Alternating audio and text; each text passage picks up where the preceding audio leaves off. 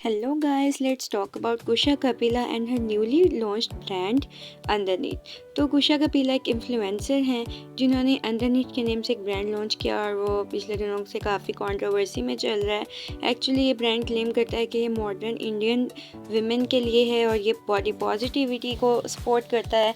लेकिन जैसे ये ब्रांड लॉन्च किया तो लोगों को लगा कि किम कार्दाशियन की ब्रांड स्किम्स की डिटो कॉपी है।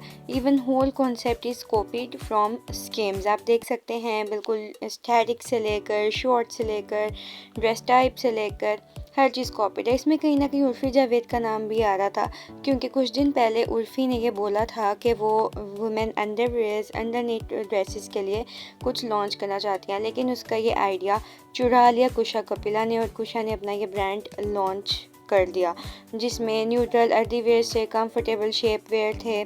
और जब इसकी कैंपेन आई तो मिनिमलिस्टिक कैंपेन फ़ोटोशूट किया गया था। Bold classy and exclusive first image इसकी शो करने की ट्राई की गई थी, लेकिन ये बिल्कुल कॉपीड लगा स्किम्स से क्योंकि उसमें भी एग्जैक्टली ऐसे ही न्यूट्रल कलर्स थे और इंडियन स्किन टोन के लिए तो कुछ था ही नहीं और बेज ब्राउन स्किन टोन था। सेम कैंपेन थी, सेम प्रोडक्ट टाइप था, तो ये इंस्पिरेशन नहीं बल्कि इमिटेशन हो गई। लेकिन इंडियन स्किन टोन के लिए कुछ भी नहीं किया कुशा ने। तो अगर वो ओरिजिनलिटी एक्सक्लूसिविटी के नेम पर कॉपी कैट बन रही है तो ये चीज़ उनके फैंस के ट्रस्ट को शेक भी कर सकती है।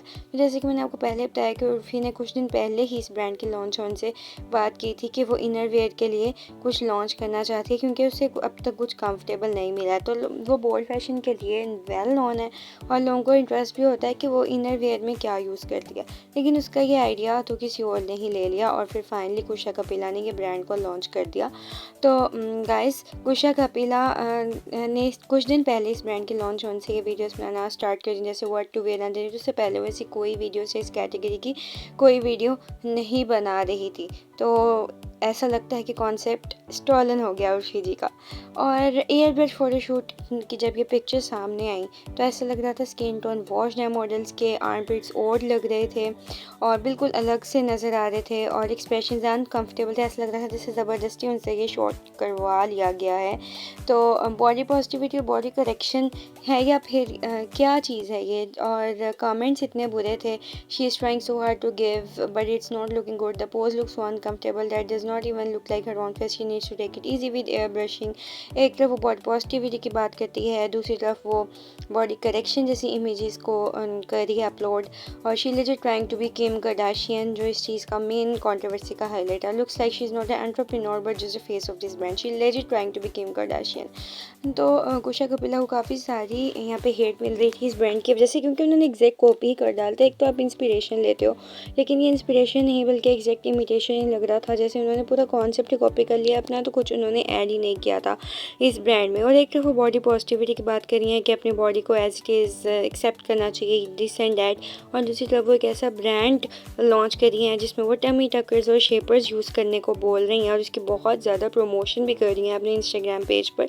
तो ये डबल स्टैंडर्ड्स ना हुए तो और क्या हुआ। डबल स्टैंडर्ड की वजह से आजकल नेटिज़न हर किसी को हेट देते हैं जो ये डबल स्टैंडर्ड शो करता है। आजकल हर तीसरा इन्फ्लुएंसर अपने मेकअप प्रोडक्ट्स या फिर कोई ब्रांड लॉन्च करने के पीछे लगा हुआ है लेकिन रिसर्च कोई भी नहीं करता है।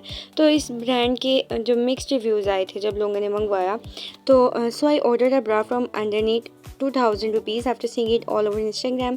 The branding is great, minimalist, inclusive and very made for the modern Indian girl vibe. I really wanted to sport it but here's my honest review.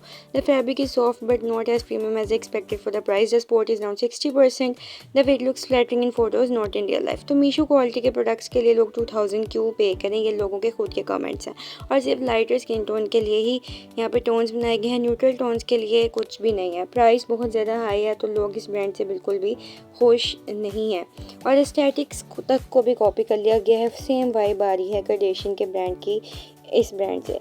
तो कुशा कपिला का तो कुछ लोगों को ये सीन लग रहा है कि इनका ये खुद का ब्रांड नहीं है बल्कि ब्रांड किसी और का है। उन्होंने जस्ट इनको face of the brand show किया। ऐसा होता है कि वो कुछ इक्विटी डिसाइड कर लेते हैं ब्लॉगर से और ब्लॉगर शो ये करती है कि उसका खुद का ब्रांड है जबकि उसका ब्रांड होता ही नहीं है, उसने जस्ट प्रमोशन करनी होती है। जैसे सडनली कुशा ने विदाउट एनी नोटिस कुछ हिंट्स दिए बगैर अचानक से ये ब्रांड लॉन्च कर दिया, तो हो सकता है ये कुशा का खुद का ब्रांड ना हो।